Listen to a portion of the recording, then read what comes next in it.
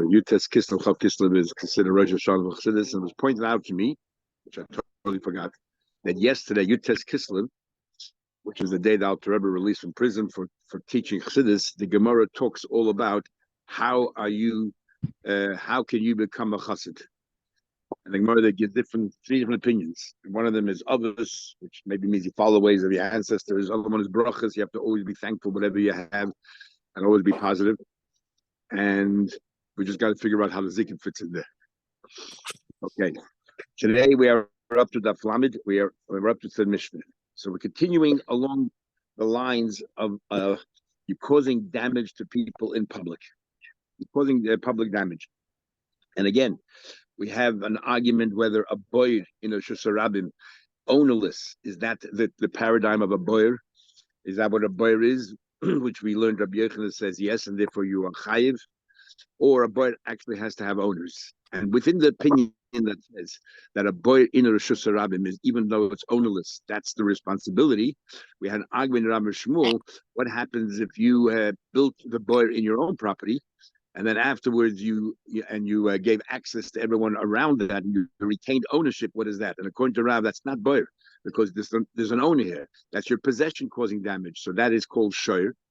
And it's very different than boyer, because if you soil somebody's clothes, or you ruin their pots and pans, or you break it, then if it's boyer, you're not responsible. But if it's considered shoyer, then you are. And Shmuel says no, it's still considered boyer because it's right next to the Shusarabim, and everyone has public access. Even though you retained ownership, it is boyer. But we also had an argument between Rabbi Shmuel about if somebody trips, niskel, whether you're negligent, or whether a niskel is considered like an oinus. It's not your fault. You tripped walking down the street and you tripped. It's not really your fault. And we explained different arguments based on that. And then we also said that if you, according to some Amorai, if you have an object that belonged to you, and it was an oinus and it fell out of your hand, you're still holding on to the ear, for example, of a keli just disintegrated, fell down. And then you say, look, I'm not going to pick up the pieces, they're too small, and you will mafker it.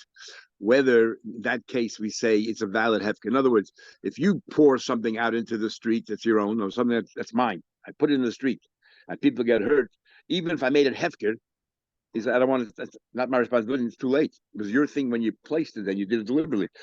But if it was an accident, it just fell out of your hand or something, and then you said, it's too, I'm not going to bother picking it up, these tiny shards. So then we say hamafkin nezakav la'achar oinus. So according to Rab Meir, you're still chayiv. Doesn't matter if you make it hefker, it doesn't help. You're still chayiv. According to the Rabbanan, according to some Amrayim who interpret it this way, that according to the Rabbanan, if you're mafke, you're nezakim after an accident, not your fault, you're no longer held accountable. Okay, bearing all that in mind, let's do further the Gemara today. Today's Gemara is Daf Lamed Aleph Amud Aleph. Sorry, Lamed Aleph Amud Aleph, the Mishnah. Okay, Shnei Kadarim.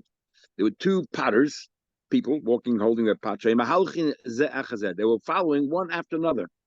Very similar to two cars, car in front and car in back. The Niskel Harishan, the first, okay, we'll talk about the people, but just a picture in your mind, two vehicles. The first one, something happened to. The Nafal, the Niskel Hashem Edition, but here it makes more sense when we're talking about people, because we hear an accident happen with the first person. Is it really their fault or not? When we talk about a car, there are many other variables involved there. That it could be the car itself that caused the problem, so it might be very different. Anyway, so the first guy tripped, fell down. The Niskel Hashem Edition, the second guy tripped over the first guy and whatever, got hurt. Harishan Chai Miskashen, the first guy is responsible. The first guy is responsible. The simple reason would be you're tripping. It's your fault. You should have looked where you're walking. And therefore, it's not an excuse that you tripped. That's the simple way of learning. We'll see in a minute. Now, good point. What are you responsible for? So it depends how we treat this person who fell down. Is he considered a person who is damaging? So then he's responsible for no matter what happens. Or is it considered like a boyer, that a person can become a boyer? And as strange as it sounds, we'll see in the Gemara later that there's such an opinion, or at least a have a minute. So The way I just learned right now is a simple way of reading. Comes Rabbi Yochanan, you don't have to learn that way. I'm Rabbi Yochanan. You don't have to necessarily say that our Mishnah follows Rameir. The reason why the first person is responsible is because Rameir holds if somebody trips, if somebody trips up, he's a Pesheya, it's his fault, and therefore that's why he's responsible. And Abaye learned before in the Gemara, the argument of Meir Rabbi Yehuda is this very point: is Niskel Pesheya or Niskel not Pesheya? So, a simple way of reading the Mishnah is that this is your fault. You fell down. The truth of the matter is, this Mishnah can conform with everybody. If it's the Rabban say if you trip, it's not your fault. We're talking about a case of here. The Amri on they say it's not your fault. There's one more factor that we missed out. You fell down, it's not your fault.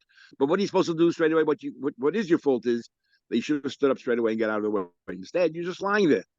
And that prolonging your fall, that's your decision. So therefore, you take responsibility for that. Because you could have stood up. So it can conform with everybody. Nachman Yitzchak says, I'll go further. I can make the Mishnah work out according to Chamim. You fell down, right? It's not your fault. And you had no time to stand up. And somebody tripped over you and we're holding you responsible. Why? Because you could have done something. You still could have taken responsibility. How? You couldn't, there was not enough time to stand up. You should have yelled out, hey, watch it. I'm lying in the ground. Well, you didn't warn anybody, and that's what you're responsible for. So he goes a step further that even that you have an obligation to give a warning, and you should have done that as soon as you fell down. Rabbi Yochanan says, no, I disagree with you. He says, since you couldn't stand up, and therefore obviously you're all shaking, you're trying to work out what to do. You can't hold him. It would be nice if he would give a warning, but you can't hold him financially responsible for not giving a warning. He was lying in there in a state that he wasn't functioning properly. His mind wasn't functioning properly. Says the Gemara. So now we're going to try to prove one way or another. Is there an obligation for you to give a warning to the next person? And if you don't, we're going to hold you financially culpable or not? Tonight we learned in the Mishnah. What do you call it? We'll learn later soon. Two people walking down the street, a person with a beam, and nobody's going to break the beam, but behind him was a guy with a barrel. And the guy behind crashed into the guy in front. As Rashi will say later on, he walked a bit too fast. He didn't keep his distance, which by law, when you're driving vehicles, you have to have a certain distance from the car in front. He didn't. So so what happened was, but he bumped into the guy in front of him, and his barrel, broke. Potter, the owner of the beam, is Potter, but the Imam Balkoida made a sudden stop. Chayiv. Let's say Imam Ahmad, then Balkoida Chayiv. If made a sudden stop, you can either read the Balkoida Kama or the Balkoida Chayiv, the Kama before Balkoida. He's responsible because he made a sudden stop. My lab, what are we talking about here? Why did he suddenly stop in the middle of walking? He stopped to fix up the bundle on his shoulder. The urchiyu, that's normal. It's normal. And yet, if Tony Chayiv, he's Chayiv. Now, why is he Chayiv? He had no choice. He had to stop. It was falling off his shoulder. It was heavy. It was hurting. So he had to stop for a second to pause or maybe swap sides or whatever he was doing there. So make him more comfortable. So it's perfectly normal. And it's like he had no choice. The guy couldn't get up on the floor. And yet we're holding the first guy responsible. Obviously, he should have warned the guy behind, hey, I'm stopping for a second. Be careful. The Havel Hazard. So this is support of the Nachman that there's an obligation to warn the person behind you. Does anyone really know? Who told you that he stopped to arrange the beam? Maybe Kisham Allah should take a rest, a coffee break. So he just stopped. And that he had no right to. And therefore, it's like he could have stood up and he didn't. He had no right to stop. And that's why he's responsible. So Gemara says, if that's how you want to limp shot, let me tell. So what are you trying to tell me? What taka that didn't be if you stopped just to fix up my potter, be potter. So that's a question. Aditanya say we're trying in the Mishnah tries to draw contrast when he's chayiv and when he's potter. So why does the next case say? But if he tells, sorry, if he tells him, if he warns the guy behind him, the barrel, Amoid, stop. Potter is Potter. Leaf like the listener bit today. Let's talk about the owner of the chavis and give two scenarios which are very similar. And yet one of them Yechai when they Potter. For example, he stopped. When do we say that he's responsible? Kishram Madlafish. He stopped in the middle of the street to take a rest. It's totally incorrect behavior and therefore inappropriate behavior and therefore he's responsible. But if he would have stopped to pause to fix up the barrel, then Potter, because the guy behind should keep a distance and we should have seen it. So if you're right, So it's clear from here that the fact that we don't make that distinction, that Al Mishnah is talking about, that even though he stopped just to pause for a second, it is his responsibility to warn the guy behind him, and therefore he has to pay. So no. No, if he does not have to warn anybody, like Rabbi Yochanan says, so why don't you make the distinction between stopping to rest or stopping to just for a pause? How come Mashma? He's trying to teach you here. The Avagav Damad Lafis, even if he stopped just to rest, which is totally wrong, right? Totally inappropriate. And if the guy behind him bumps into him, he's responsible. But if he tells the guy behind him, Amoid, stop. If he tells the guy behind him, stop, I'm stopping, stop. And then the guy continued walking, Potter. So in other words, even though he did something inappropriate to stop in the middle of the street, and just taking a rest, but if he gave the guy a warning, then he is Potter. So there's no proof one way or another. Hakadori. What happens? You have a probably has, let's say, barrels and people who have glass. The barrel is much stronger than glass, and the guy's holding the barrels in front, the guy with the glass behind. Niskil Harishan, the Nuffle, the first guy tripped up and fell down. Okay, the first guy tripped and fell down. The Niskil Hasheni Berishan, the second guy tripped over the first guy. And then Hashlishi Bisheni, then the third guy, there's like a 10-car pileup. And then the third guy tripped in the second guy. So what happens in this case? The first guy is responsible for what happened to the second guy. And the second guy is responsible for what happened to the third guy.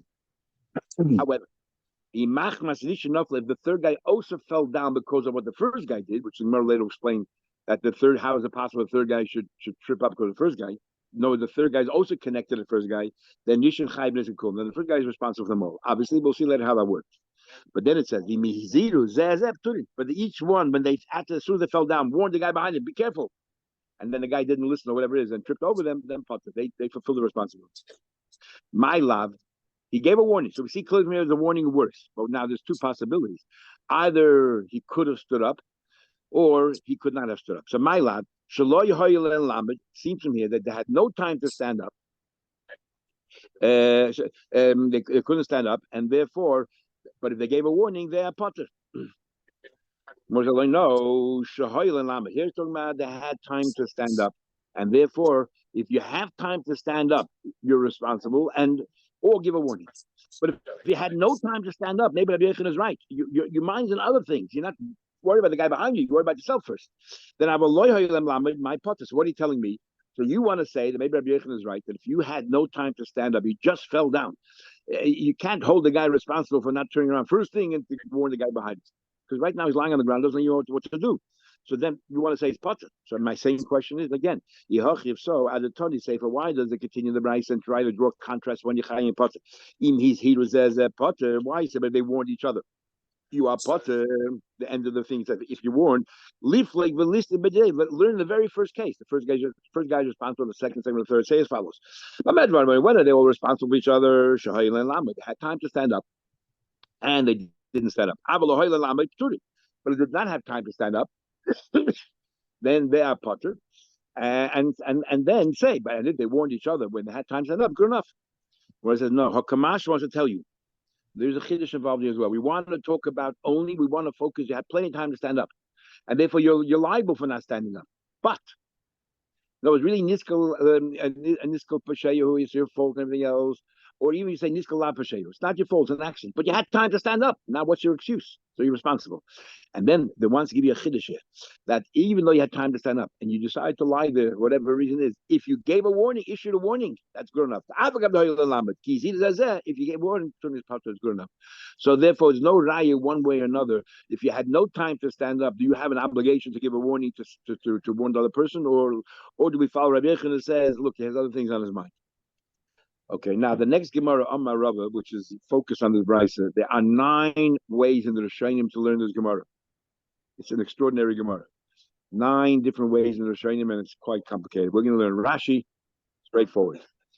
Most of it has to do with how the version of the text, the version of the text, and so on. So it says Gemara, Amar Rava, this is Rava the Father.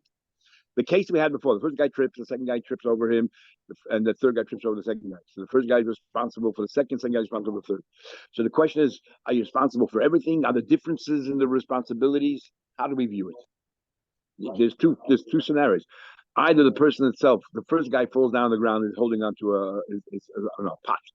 So if the second guy trips over the first guy, so he got hurt by the person himself, or is the second guy trip over the pot? So it's the first guy's possession, his boyer, that caused the damage. That's one possibility. The other one is, what did you damage from guy number two? Did you damage guy number two himself, his body, or did you damage his pot that he was holding on to? He tripped and it broke. Okay, so there's niske gufa, there's niske mamoina. There's the damager, the mazik. Are we talking about the goof of the mazik or the mammon? And there's a damagee, or the person, the victim. Are we talking about the person himself, or are we talking about his mom? Okay, now let's go to Gemara. Amar Rava says Rava. Rishon chayiv b'niske sheh. First guy is culpable for everything. Bein b'niske gufa, bein b'niske mamoina. Simple reading is whether the second guy got hurt by the first guy's body, or whether the second guy got hurt by the first guy's possession, let's say his barrel that he was holding on to, and the second guy tripped on that. In both cases, the first guy is completely responsible. But Sheni Chayi Beniske Shlishi, when we said in the Braisa, the second guy fell down, the third guy trips over the second guy. What the second guy's responsibilities are limited. That what? Niske Gufa, he only has to pay for damage, the way we read it simply is, to the third person's body. But sorry, if the second person himself caused the damage. But if the possessions of the second person, because he fell down was an accident, that his possession, what he's holding in his hand, caused the third guy to trip, he's not responsible. So I don't understand, Monashif. If you hold Nisko Pashayu, tripping means it's your fault, so the first guy is negligent, so the second guy is negligent. And if you're going to charge the first guy, whether he personally caused damage or his possessions, because his possessions, even if he makes it hefker, we learned before that you cannot make hefker if it's your fault that you put it down there. So it's your responsibility. The second guy, the same thing. Whether his body causes damage or whether his possessions cause damage. Unless you can tell me that this brayso holds niskalab for shayu. You can tell that if somebody trips, it's an accident. And therefore, if it's an accident, we say to the second guy and the third guy, his possessions are not responsible. Because if you drop something in the Shus Rabbi by accident and then you make it hefker, you're not responsible. Then I feel we should not potter. So then the first guy should also be potter if his possessions cause the damage. Because he also tripped. You tell me tripping is an accident. And if tripping is an accident, then his possession, let's say that somebody trips over his barrel, the first guy also should be potter because he made it hefker and it's not his anymore. And in fact, go a step further. Even if it touches the body, he should be. Even if his body causes damage, he potter because niskul lav pashayu. Unless you can tell me he's talking about he had time to stand up and he didn't stand up. So what's going on here? So Gemara answers as follows: Rishon vade pashayu. The first guy definitely is at fault, and because the first guy is at fault, why? Because he tripped on his own. Nobody caused him to trip. He slipped up. He tripped. He wasn't looking properly. Therefore, he is a mazik. His body is a mazik. His possessions is boy. So his body is a mazik as a person who's being mazik because it's his fault he fell down, and it's his fault that his possessions fell down. It's like he put the boy in the street, and he even makes it hefke. It doesn't help. If you mafkin the zakah of lach and tefillah, and it's your fault, then you're responsible. So whether he caused the damage is guy number two, whether it's his possessions caused the damage is guy number two, you are potter. However, what do you call it? Shani, what about the second guy? The second guy is an accident because the second guy didn't trip on the street. He tripped because the first guy was there, which is not normal to be a guy lying there on the floor. So therefore, the second guy will treat it like it's an accident, and therefore, but his own body, he's chayyid. He didn't stand up, so he has to take responsibility if his body caused damage. Oh, but I'm a minor potter. But for the barrel that he was holding in his hand, for example, and it falls down, and that caused damage, he's potter. Why? What would that be? Boy. But what did we learn before? If it's an accident and you make it hefker afterwards, it helps. It's not. I'm not responsible for what happens afterwards. I didn't dig this burr. You caused me to fall down. It's an accident. So the second guy's burr is not a burr. It's hefker. It doesn't belong to anybody. But his body is responsible. That's the difference. First guy, second guy. First guy's chayiv. No, he's too far away. It's only a cause. Yeah, so it's a garama. So the first guy is not responsible for what happened to the third guy if the third guy fell on, let's say, the second guy's barrel because he was too remote, too distant from that event. So the problem is a spanner, and I'll bring a spanner to the word from a Bryce. It's not direct enough. Yeah, it's financially direct, but not the C is direct, not the damage itself. Not negligent because he was the first guy who tripped him up. So yeah, but it's 2 steps away. It's 2 steps away. Like we learned before, if somebody puts something in the street and then somebody else takes it and pushes away a few feet down and then somebody trips on it, the first guy's exempt. Sending more further. Next, I ask a question. Kulon says this says in the Bryce. Kulon, all 3 people, all 2 people. Chayavin al niske gufan. If their body causes damage, they're responsible. It says clearly, kulon, that even the first guy, if it's his possession that causes the damage, he is potter. My love, how do you read the Bryce? That I feel addition. That even the first guy, if his possession caused damage, you're potter. Said no. Levad medishin. It means all of them except the first guy. What are we talking about? Well, there are only 2 people there. If you take one of them off, there's not all of them anymore. Says, I'll tell you how to read Pshat. Kulon Hanazakin. You thought we're talking about the Mazik. And you say, all the Mazik, and you ask me a question, but Rabbi says the first guy is responsible for everything, him or his possession, the second guy only for him. We're talking about the Nazakin. The people who are victims, if they continue causing damage, then whatever their body does, they're responsible because they could have stood up. Whatever the possessions did, they're not responsible because it's not really their bird. It's an accident and make it hefker. But the mazik, we're not talking about it. That's why. And the first guy is different. What are you talking about? If the Bryce is trying to include everybody, including the first guy who was not a victim, he actually is the one who caused the whole chain reaction. That's why we use the correct word is cool on all of them, whether you are the first guy who's just a mazik, or whether you're the second guy that you're a victim and a mazik, you're both. Eliyam is about admonition. If you're telling me that the Bryce is talking about only the victims, then my kulan, why use the word kulan? At least nehan nizakin should have said that the nizakin, the victims, when they cause damage to others, whatever. Elam says Rabbi. Says Rabbi, a nupshat. You thought we're talking about where the damage came from. You thought we're talking about where did the damage come from? So it come from the person, or did it come from his possessions? And Rava came along and said that the first person is responsible whether him is possession, the second person is not. Elam Rava, Rishon Chayiv. This is how you read the Braisa. Rishon Chayiv bein beniske gufa desheni bein beniske sheni. We're talking about the body, but the first guy. It doesn't matter what his body, the first guy's body causes damage to. We're talking now about the person, the victim, their goof or their mammon.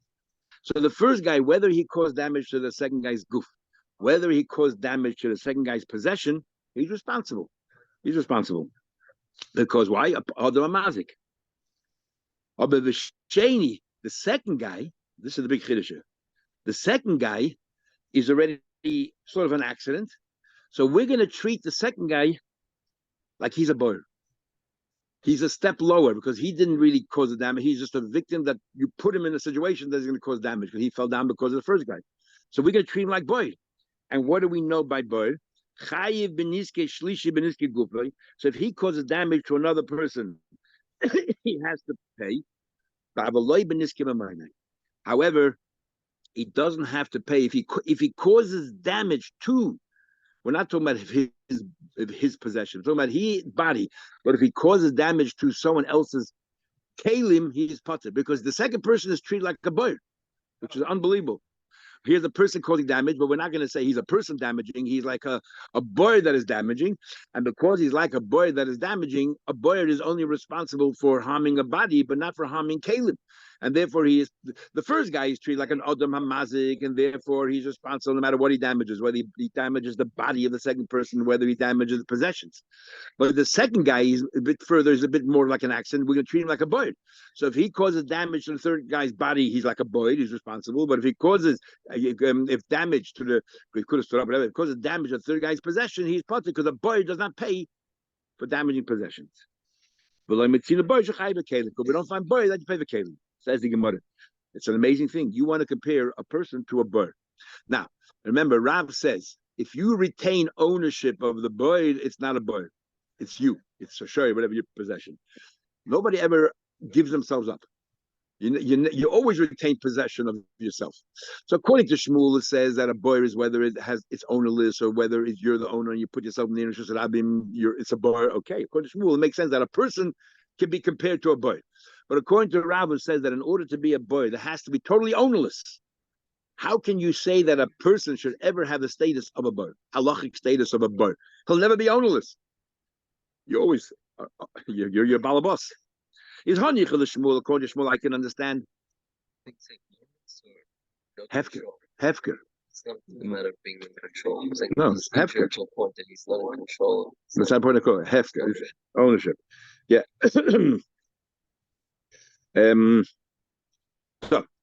So the first guy could have stood up, totally responsible, so he's an Adam Amatik. The second guy, even though he could have stood up, it's more of an accident than the first guy, and therefore we're going to treat him just like a buyer.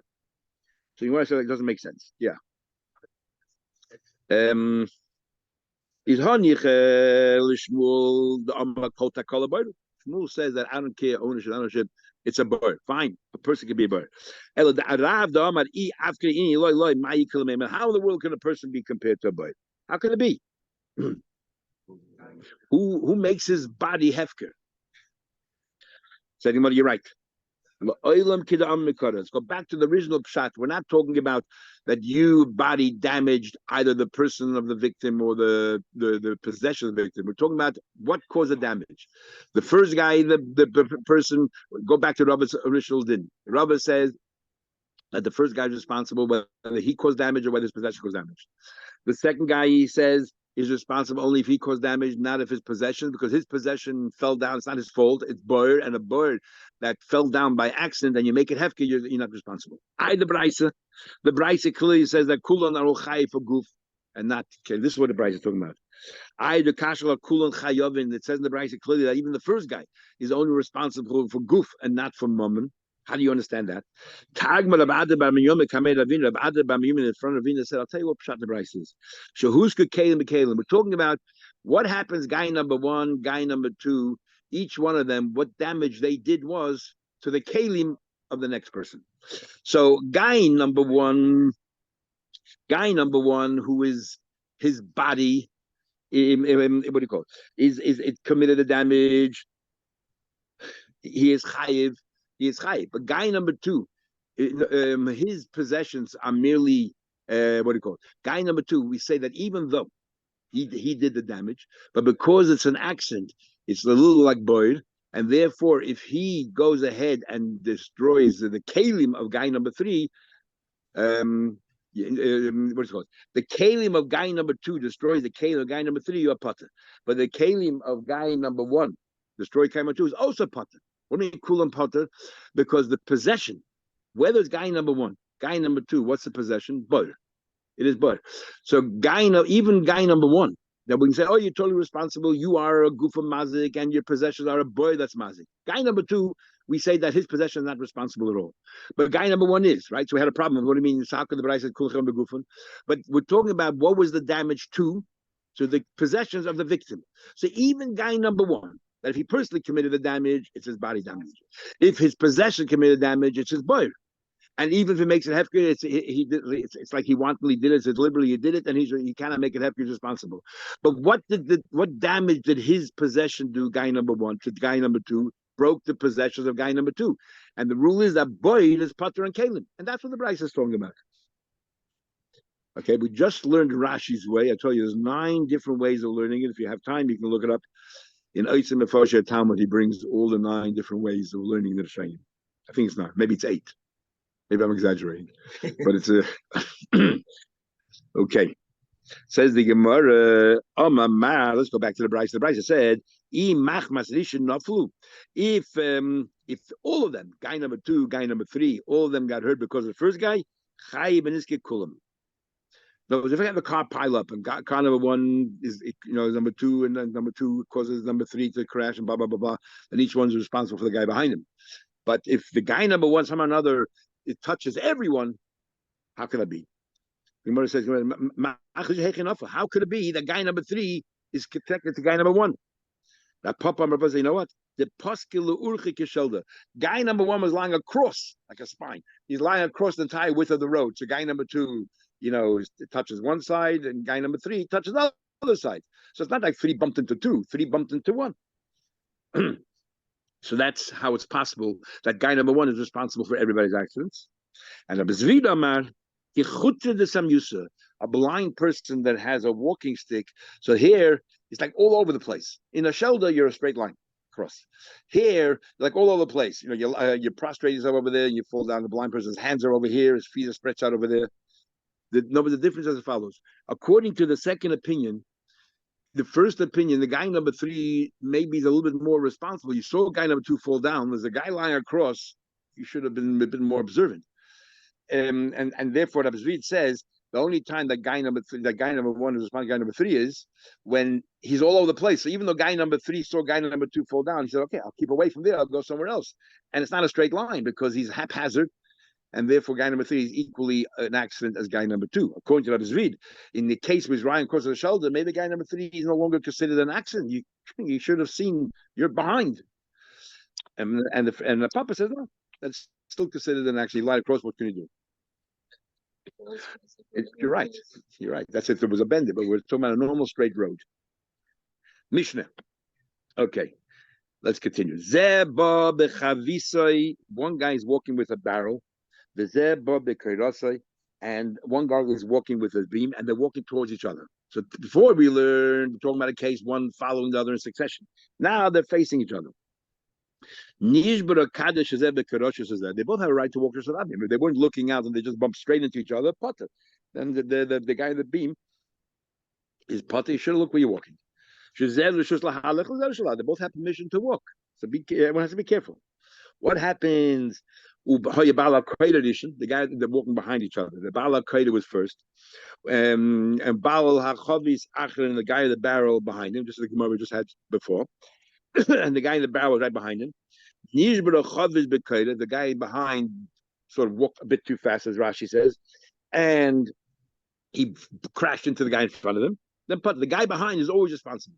We know that when it comes to car crashing, then the general rule is whoever's behind is always responsible. You should have kept your distance. You should have, it's not an excuse that he slowed down suddenly and all that. You should be careful. What about Potter Balakeda? The guy in the beam is Potter because the guy behind ran into him.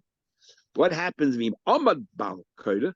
What happens if the Balakeda stopped? Then Chayiv, or Bim Ahmad, if the guy stopped Kama, the guy in front stopped suddenly stopped the Balakeda Chayiv. Then the owner of the beam is obviously Chayiv because he did not behave the way he's supposed to behave. But the Imam, if he gave a warning, a heads up to the guy behind him, stop, then putter, then release him of his responsibility because he warned the person behind him. And we had 2 ways of learning the Gemara here, whether he stopped to take a rest, that even if he stopped to take a rest, which is the wrong thing to do, but if he gave a warning, that's good enough. Or it's talking about that he didn't stop taking a rest, he just took a pause, and he doesn't. Yet if he gave a warning, he's potter. What about the guy in the barrel was in front? The guy in the beam was behind him. And the guy in the beam, the guy behind walked a bit too fast. Then chayiv. Then what do you call it? The guy behind the beam is responsible. He walked a bit too fast and he crashed straight into the guy in front of him. Of course, he's the guy behind chayiv. But the im amad bal chavis potter. But if the bal chavis suddenly stopped, then he's potter because he made a sudden stop and the guy behind, was walking at normal pace. Then he's potter. The guy on the beam who's behind, even though he's behind, if the guy in front made a sudden stop, potter. Exactly. The imam but if the guy in the front said, "I'm stopping, be careful," and the guy in behind just continued walking, then Chayiv is responsible. The same thing would apply in every case where you have one person who's sort of very vulnerable and one person who is not. One guy has a candle and one guy has a flax. The same thing applies. Whoever's behind is responsible, and so on and so forth. Okay, we'll stop over here.